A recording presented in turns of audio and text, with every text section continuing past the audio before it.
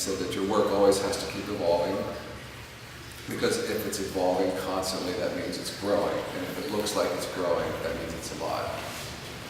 And that was always important to me, because I think that if your work doesn't feel alive, there's not going to be an interaction between you and the viewer. There has to be some kind of life in that work to make the viewer stop and be receptive to your art. Because really, I don't consider a piece art until a viewer engages with it, because that's when it's art. When it's just hanging on the wall, it's not going in front of it, it's really not art. It's when the viewer comes up and starts learning things from the pieces that makes it art. That's the interaction. It took me 8 years of doing projects for him before I finally did this body work. And right at that point, the reason it took me 8 years to finally do it was when I got cancer.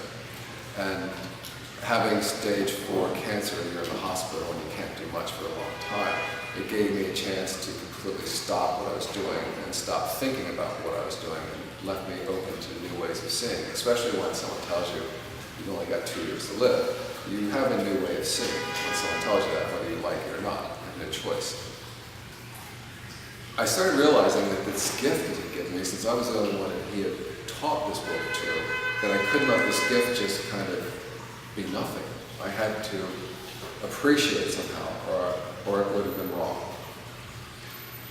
That's when I realized I could make the body work with these characters in it. But because it saved my life, and it saved my life because once I started thinking about this body work in the hospital, I had no time to think about the disease. Even though I was given this alarm clock, I still had no time to rush to that alarm clock and turn it off. I was thinking much more about creating this work. I compared it the other night to when you fall in love. It's the same thing.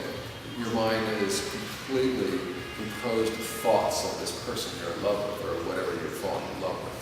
You wake up in the morning, you think about it. You go to bed, you think about it. You're eating food, you think about it. You go to work, you're thinking about it.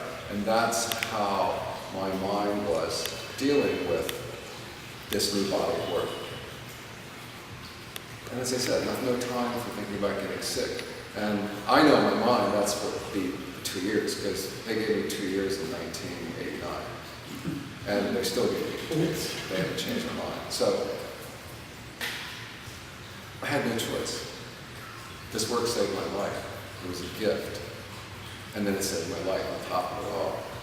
So I try to explain that to people. It wasn't like I went around and decided to do this. It was something that I was pushed into by love, by education, by dream, and by car horns.